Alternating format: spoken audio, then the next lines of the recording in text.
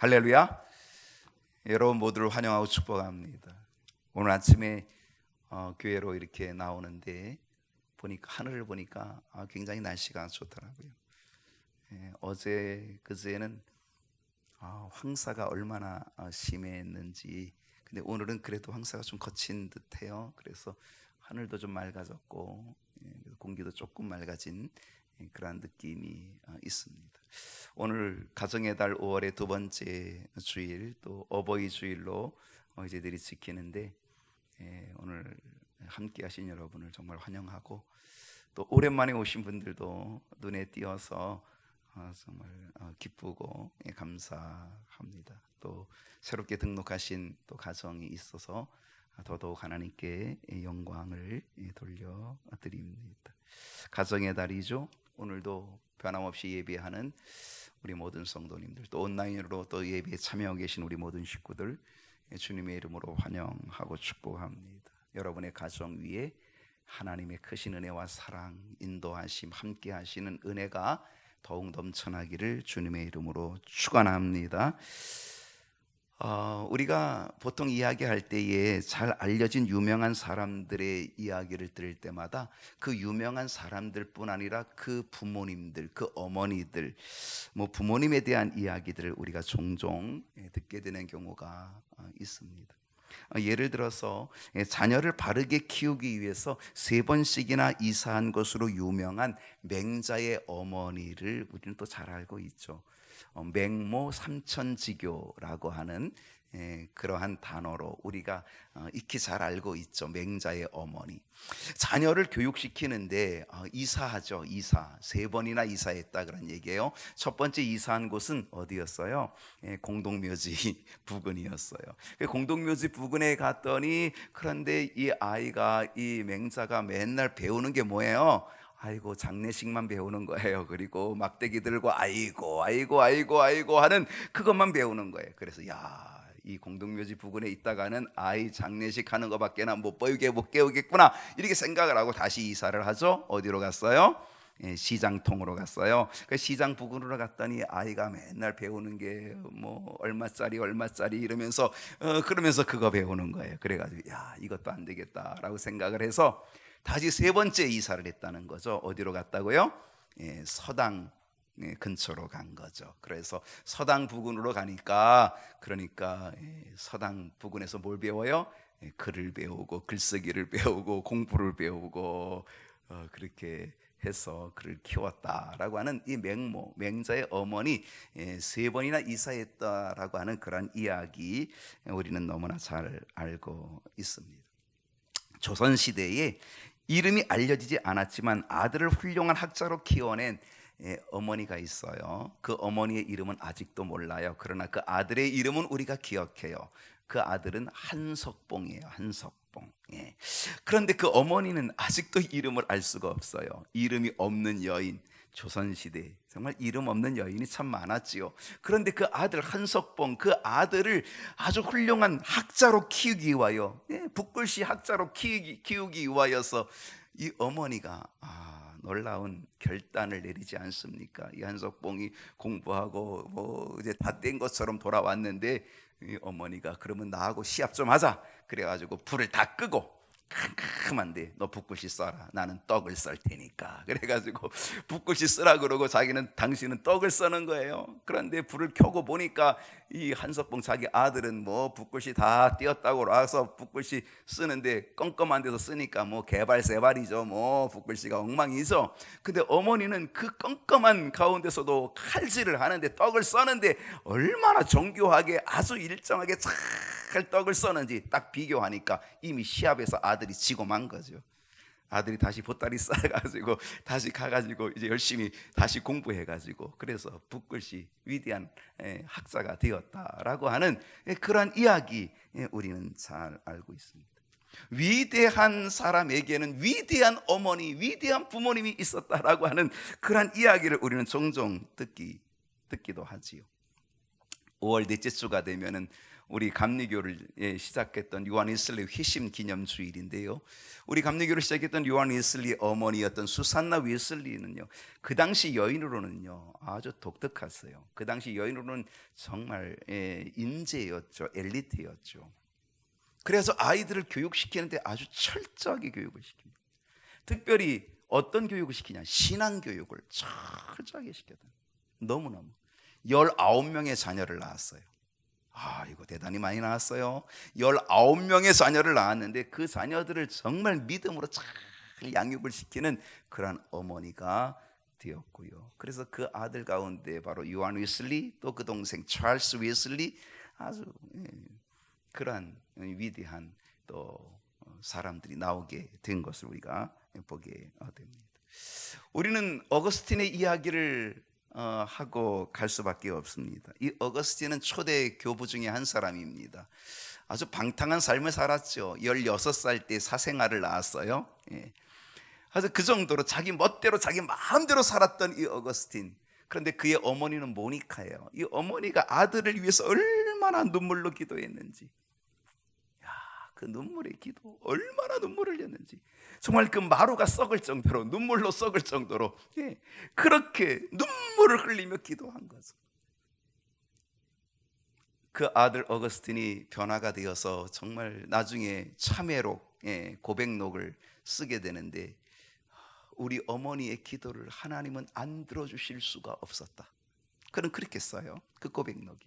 우리 어머니의 기도를 하나님은 안 들어줄 수 없었다. 그 어머니가 얼마나 눈물로 간절히 기도했는지 마룻바닥이 썩어나갈 정도로 그렇게 기도하니, 그러니 하나님이 그 눈물의 기도를 안 들어주실 리가 없었다는 거죠. 그 기도로 인하여서 어거스틴이, 방탕자 어거스틴이 어떻게 됐어요? 성자가 됐어요. 성자 어거스틴, 세인트 어거스틴, 성 어거스틴이 되게 되었다라는 눈물의 기도, 대단히 감동적인 그 어머니 모니카의 기도를 우리는 너무나 잘 알고 있는 거죠. 그런데 여러분, 특별한 사람들의 부모만 희생하고 노력했을까요? 아니에요. 대부분의 부모님들이 그렇게 희생해요. 대부분의 부모님들이 그렇게 헌신하고 그렇게 노력했다는 것을 우리는 너무나 잘 알고 있어요. 여러분, 우리들의 부모님이 다른 부모님보다 못하다고 생각하십니까? 절대로 그렇지 않습니다. 자녀를 위해서라면요, 어떤 희생과 수고도 마다하지 않는 분, 바로 그분이 바로 우리의 부모님이라는 거죠. 그렇기 때문에 자녀라면 마땅히 부모님께 감사해야 돼요. 자녀라면 자신의 부모님을 진심으로 자랑할 수 있어야 된다라고 하는 거예요. 여러분, 정말 부모님께 감사할 때, 부모님을 자랑할 수 있을 때에 그것이 바로 부모님을 소중히 여기는 것이 되고, 그게 효도가 된다는 거예요. 오늘 제목이 남았어요. 다 같이 읽어봅시다. 시작. 부모님을 자랑합시다. 오늘 제목은요, 부모님을 자랑하자는 거예요. 부모님을 자랑하자. 여러분의 부모님을 정말 자랑하십니까?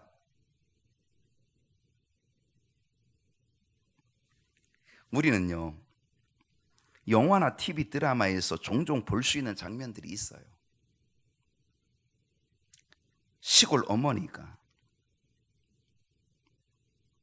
꼭두 새벽부터 밤 늦은 시간까지 옆집 밭에 나가서 하루 종일 품팔이 하는 거예요. 그 때 앞에 때 그 얼굴이 다 검게 되도록.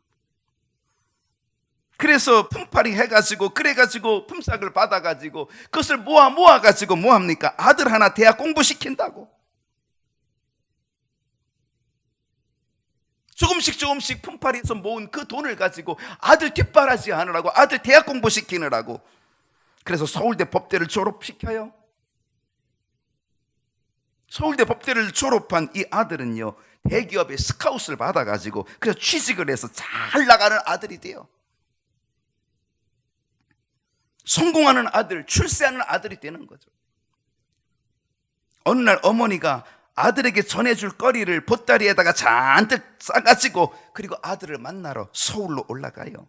물어 아들의 직장에 도착하여서, 그래서 아들을 만나려고 하는 그 순간 너무나 반가워서 아들을 만나고 아들의 이름을 부르며 아들을 만나려고 하는 그 순간, 이 아들은 초라한 시골 어머니를 부끄럽게 여겨,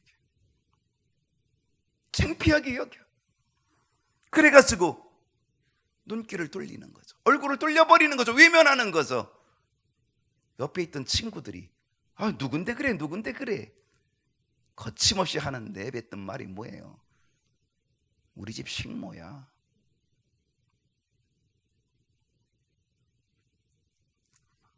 어머니는 그 순간 자신의 초라한 모습을 보게 됩니다. 잘 나가는, 성공하는, 출세하는 아들의 모습을 보면서 자신이 얼마나 초라한지를 깨닫게 되는 거죠. 그리고 자신을 부끄럽게 여기는 그 아들의 마음을 읽기 시작합니다. 결국 이 어머니는 초라한 모습으로 발길을 돌리죠. 섭섭한 마음을 가지고 발길을 돌리지만 그래도 이 어머니의 마음에는 아들밖에 없어요. 그게 어머니의 마음이에요.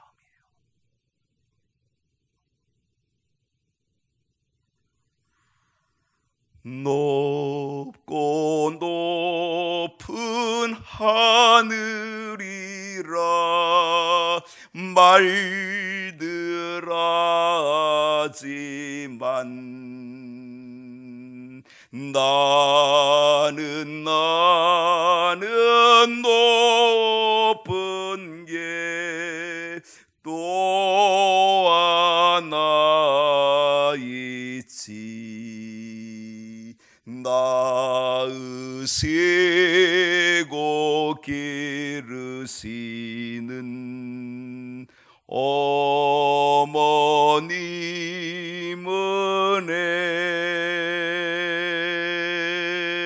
푸른 하늘 그보다도 높은 것 같아.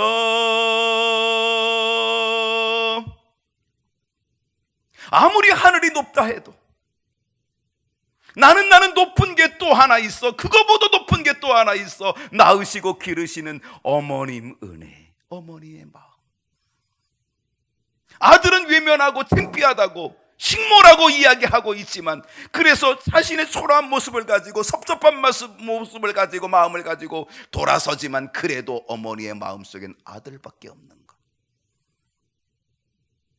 자식은 부모를 버릴 수 있어도 부모는 자식을 버리기가 어려운 거죠. 그게 내리사랑이 아니에요. 내리사랑. 잘 나가는 아들, 초라한 어머니를 부끄럽게 여기는 아들,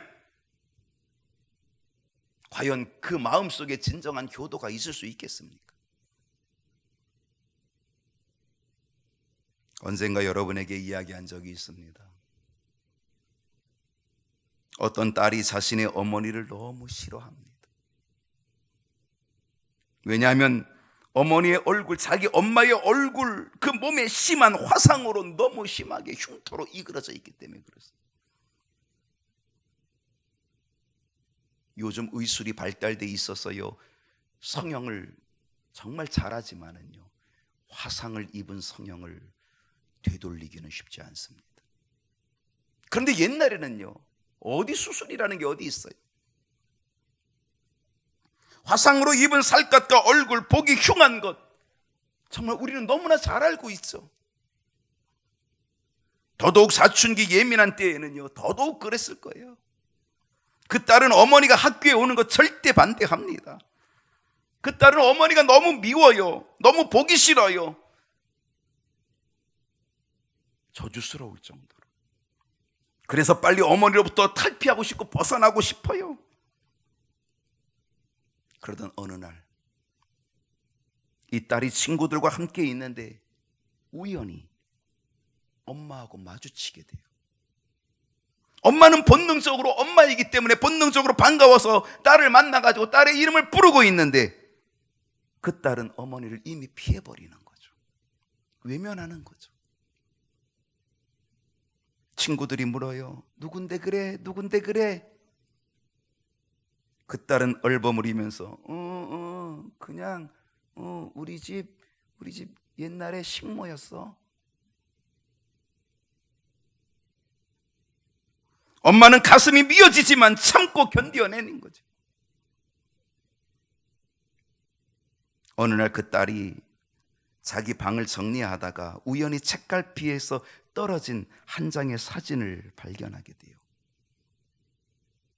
그 사진을 보니까, 그 옛날 사진인데 사진을 보니까 미스 코리아보다 훨씬 더 이쁜 여인의 사진이었어요. 너무나 이뻐서 하도 궁금해가지고 내키지 않는 마음을 가지고 엄마한테 물어보는 거예요. 도대체 이 사진이 누구야? 그때 엄마가 그 사진이 바로 나다. 딸은 깜짝 놀라지요. 미스 코리아보다 더 이쁜 여인이 자신의 엄마라고 하니까 상상이 되지 않는 거죠. 깜짝 놀라는 거죠. 그때 이 엄마가 그 딸에게 다음과 같은 이야기를 들려줘요. 내가 갓난아기 때에 우리 집에 불이 났다. 너무나 급한 불이었어. 너무나 큰 불이었어. 손을 쓸 수 없는 상황이었고 모든 사람들이 다 말렸지만 나는 목숨을 걸고 너를 구하기 위해서 그 불구덩이 속에 들어갔다. 너 머리털 하나 다치지 않게 하기 위하여 포대기를 가지고 너를 감싸가지고 머리털 하나 다치지 않도록 하기 위하여서 너를 안고 나오느라고 나는 온몸에 화상을 입게 되었다. 이 이야기를 듣고 있던 이 딸의 눈에 닭똥 같은 눈물이 뚝뚝 떨어지는 거예요. 아무 말도 하지 않아. 그냥 닭똥 같은 눈물을 뚝뚝 떨어지는 거예요. 생명의 은인인 어머니를 거기서 경험하는 거죠. 나를 살리기 위하여서 저렇게 흉한, 내가 그토록 미워할 정도로 흉한, 내가 저주할 정도로 흉한 저 얼굴이 된, 저 몸이 된 어머니를 생각하니까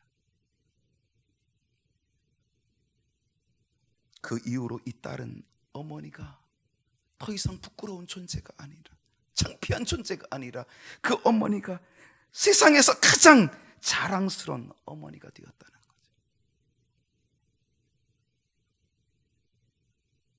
여러분, 부모님을 자랑하십니까?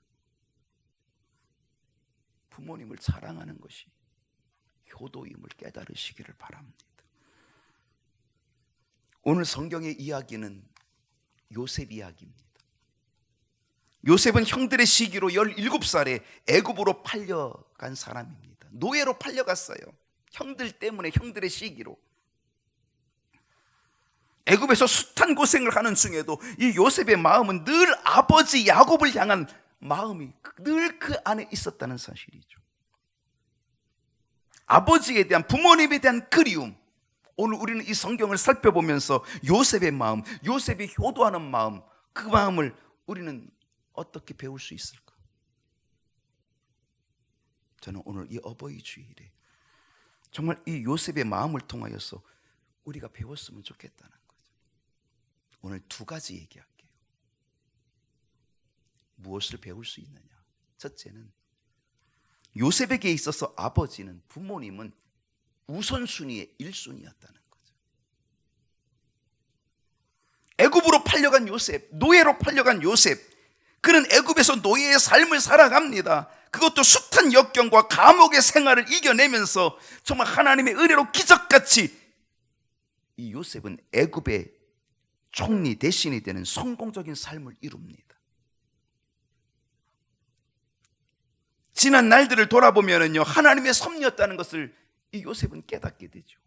돌아보니까 하나님의 섭리였어요. 하나님의 은혜였어요.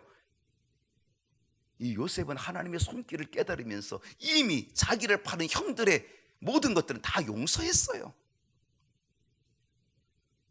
이제는 부러울 것이 없는 애굽의 총리의 삶을 멋지게 살아가고 있잖아요.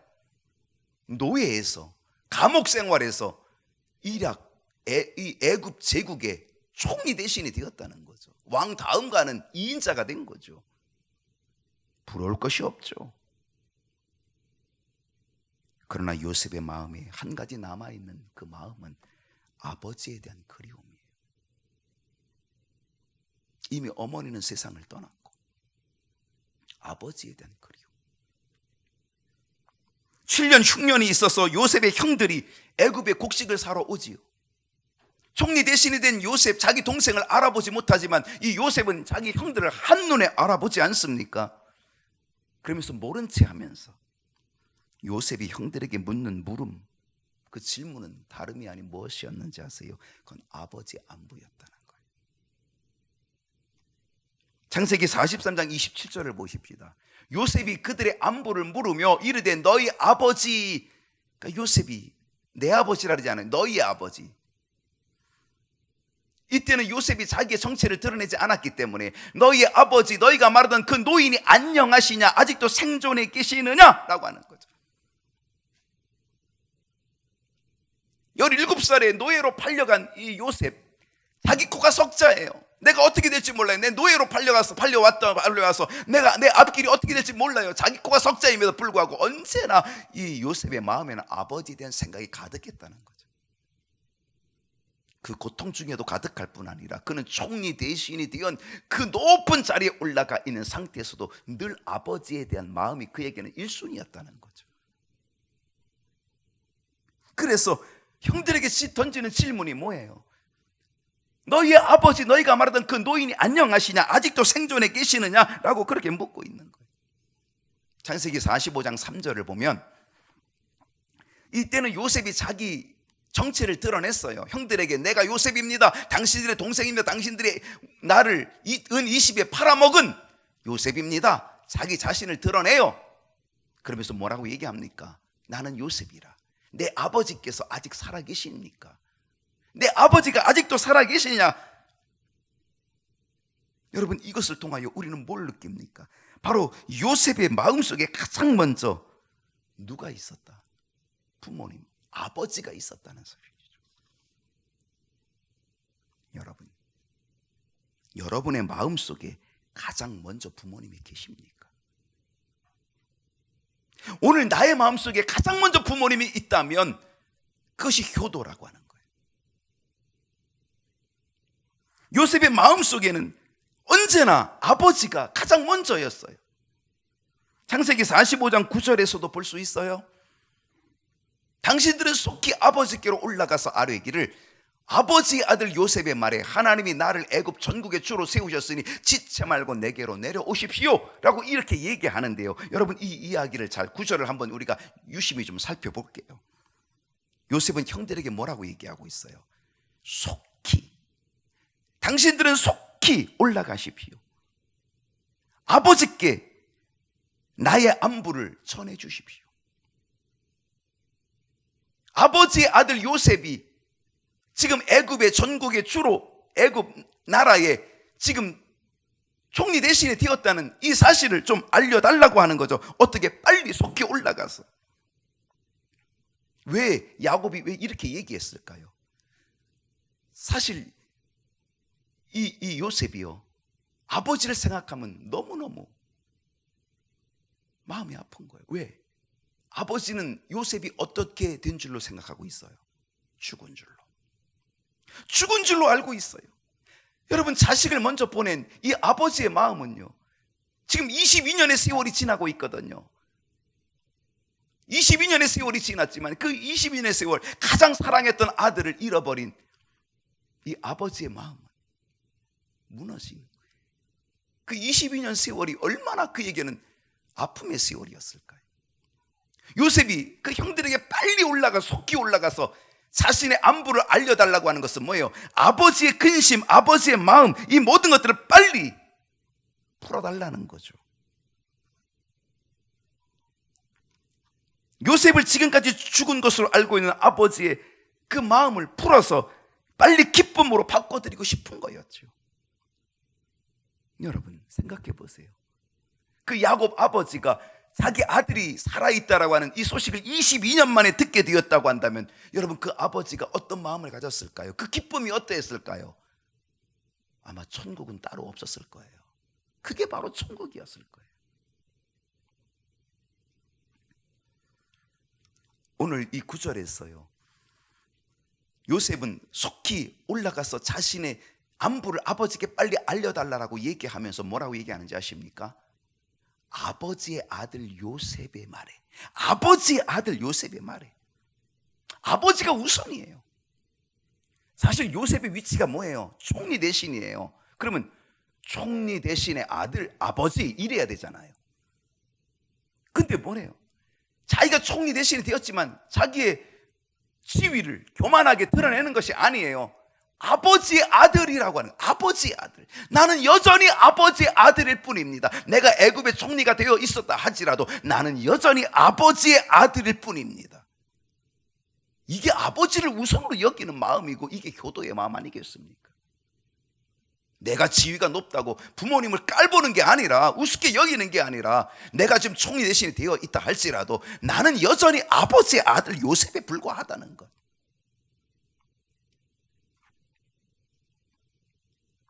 이게 바로 요셉의 마음, 아버지를 가장 먼저 생각하는, 부모님을 가장 먼저 생각하는 요셉의 마음이라는 거예요. 그러면서 요셉은 지체 말고 내게로 내려오시라고 해요. 지체 말고 내려오시라. 창세기 45장 13절을 보겠습니다. 요셉이 또 말을 합니다. 당신들은 내가 애굽에서 누리는 이 영화와 당신들이 본 모든 것들을 빨리 아버지께 다 보고해 주십시오. 알려 주십시오. 그리고 속히 모시고 내려오십시오. 여기서도 요셉은 뭐라 그래요? 내 아버지께 속히 모시고 내려오라. 얼마나 큰 그리움인지, 얼마나 보고 싶은 마음인지, 얼마나 만나고 싶은 모습인지를 뼈저리 느낄 수 있는 거죠. 창세기 46장 29절에서 요셉이 이제 아버지를 만나요. 보세요. 요셉이 그의 수레를 갖추고, 사실 요셉은 지금 지위가 대단히 높아요. 왕 다음 가는 총리 대신의 지위를 가지고 있어요. 그러니까 자기 자리를 딱 지키고 앉아서 아버지가 오면은 거기서 딱 자리에서 맞이하면 돼요. 근데 어땠어요? 요셉은 그러지 않았어요. 어떻게 했어요? 수레를 갖추고 예의를 갖추고 고센으로 올라가서 마중 나가서 아버지를 맞이하는 거예요. 자기가 지위가 아무리 높다고 버젓이 앉아서 아버지를 맞이하는 게 아니라, 자기가 그렇게 지위가 높다 할지라도, 아버지가 초라한 아버지라 할지라도 아버지를 영접하기 위하여서 그는 예의를 갖추고 수레를 갖춰서, 그래서 고센 땅으로 올라가서 아버지를 맞이했다는 거죠. 이게 바로 요셉의 마음인 거예요. 아버지를 가장 1순위로 생각하는 거죠. 그의 아버지 이스라엘을 맞이하여, 그리고 그에게 그의 몸을 보이면서 목을 어긋맞춰 안고 울기 시작하는 거죠. 얼마나 가슴 벅찬 만남입니까? 22년 만의 만남. 17살에 헤어져가지고 죽은 줄로 알았던 아들을 22년 만에 39살이 되어서 애굽의 총리가 된 이 요셉이 아버지를 만나게 되는 거예요. 야곱이 뭐라고 얘기하는지 아십니까? 아버지가 내가 너의 얼굴을 보았으니, 죽은 줄 알았던 너의 얼굴을 보았으니 나는 이제 죽어도 족하도다. 여러분, 이 말이 뭡니까? 나 빨리 죽을래 이게야? 나는 이제 죽어도 여한이 없다. 이 말은 뭐예요? 나는 너무 기쁘다. 나는 너무 기쁘다. 이것이 효도가 주는 부모님의 마음 아닙니까? 정말 우리의 마음에 부모님이 우선이 되면 부모님은 너무 기뻐. 나는 이제 죽어도 여한이 없다. 이렇게 되면 그게 진정한 효도지요. 부모님이 그런 마음을 가질 정도면 그게 효도 아니겠습니까? 여러분, 여러분의 마음에 부모님이 계십니까? 여러분의 마음속에 부모님에 대한 그리움이 있으십니까? 여러분의 부모님이 우선순위에서 가장 먼저가 맞습니까? 그래야 그것이 효도라는 거예요. 그럴 때 부모님은 나는 지금 죽어도 족하도다 이렇게 하면서 부모님이 기뻐하신다는 거예요. 무엇을 배울 수 있을까요? 오늘 이 요셉을 통하여 배울 수 있는 두 번째는, 요셉은요 아버지를 자랑합니다. 부모님을 자랑합니다. 최고의 효도는요 부모님을 자랑하는 게 최고의 효도예요. 부모님을 자랑하는 것, 그것이 공경하는 것이고, 그것이 소중히 여기는 것이고, 존중히 여기는 모습이 된다는 거예요. 창세기 47장 7절을 한번 보십시오. 요셉이 자기 아버지 야곱을 인도하여 누구 앞에? 바로 앞에 서게 하니 야곱이 바로에게 축복하며, 요셉이 자기 아버지를 애굽의 왕 바로 앞으로 인도합니다. 여러분, 사람들은요 사람을 평가할 때 뭐로 평가하냐면 외모로 평가해요. 외형으로 평가해요. 겉모습을 가지고. 여러분도 부모님을 외모로 평가하고 있지는 않습니까?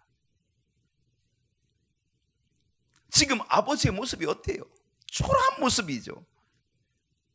야곱은 나이가 130세예요. 이제는 다 늙어 빠졌어요. 기운도 별로 없어요. 외모도 초라하지요. 기근이었으니까 또 얼마나 못 먹었겠어요. 그의 모습은 아주 초라한 노인네에 불과한 거죠. 만약 부모님이 돈이 많다면, 부모님이 지위가 높다면 부모님을 자랑할 수 있었겠지만은요, 사실 요셉의 입장에서 부모님은 초라한 부모님이죠. 초라한 아버지죠. 여러분, 우리의 부모님이 몸이 불편하고 돈이 없고 외모가 볼품이 없고 추하게 보여도 자랑할 수 있겠습니까? 그게 효도예요.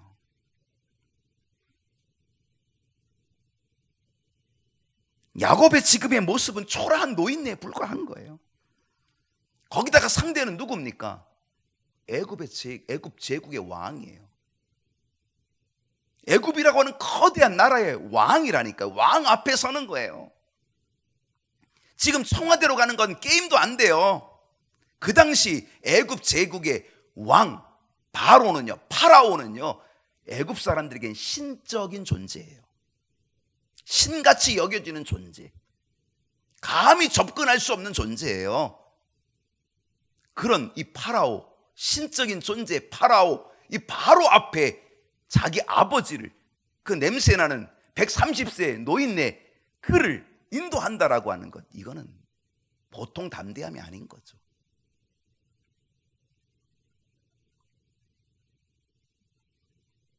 게임도 안 되는 거예요. 비교할 수 없는 거예요. 애굽과 가나안, 이거는 게임이 안 되는 장소고 자리지요. 왕궁과 천막, 그 화려한 왕궁에 있는 왕과 천막 속에, 들판의 천막 속에 사는 아버지하고는 게임이 안 돼, 비교가 안 되는 거죠. 왕이 입은 의복과 왕관을 한번 생각해 보십시오. 그 위치를, 그 자리를 생각해 보십시오. 그런데 그 아버지는 기껏 들판에서 양을 치는, 목축을 하는, 양을 치는 직업을 가진 사람. 더더욱 애굽 사람들은요 양을 치는 그런 사람들을요 천하게 여겨요. 목축하는 사람을 천하게 여겼다 그랬어요. 비교도 안 되고 수준도 엄청난 차이를 가지고 있어요. 그러나 요셉은요 자기 아버지를 누구보다도 소중하게 여겨요. 그래서 비록 신적인 존재와 같은 애굽의 제왕, 애굽의 왕 바로 앞에 담대하게 자기 아버지를 소개하고 있다라고 하는 거예요. 그것은 뭐예요? 그 아버지를 자랑하는 요셉의 모습이라고 하는 거죠.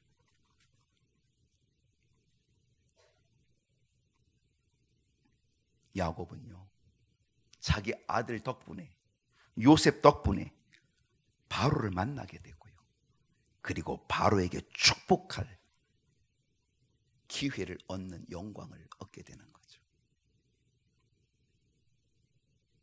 부모는 자식을 위해서 사는 분이 부모입니다. 그러므로 자식은 부모를 자랑할 수 있어야 합니다. 요셉은요 아버지 야곱을 자랑함으로, 그 초라한 아버지를 자랑함으로 그의 효성을 보여주었던 거죠. 결국 이 요셉의 효도가, 이 요셉의 효성심이 하나님의 언약의 말씀을 이루게 하시는 거예요. 그래서 이 요셉은요, 다른 형제들보다 갑절로 복을 받아요. 다른 형제들은 다 한 지파를 차지해요. 12지파, 이스라엘의 12지파 다 한 지파들을 차지하지만 요셉은 그 두 아들을 통하여서 두 지파를 차지해죠. 에브라임과 므낫세, 에브라임 지파와 므낫세 두 지파를 차지하게 된다. 두 배의 복을 누리게 되었다는 거죠. 자녀들아, 너희 부모를 순종하라. 너희 부모에게 순종하라. 이것이 옳으니라. 내 아버지와 어머니를 공경하라. 이것이 약속 있는 첫 계명이니 이는 내가 땅에서 착할되고 장수하리라. 그 약속대로, 그 약속 있는 계명대로 요셉은 갑절의 복을 받게 된 줄로 믿습니다. 오늘 이 약속 있는 계명이 오늘 우리에게도 나타날 수 있기를 축복합니다. 기도하십시다.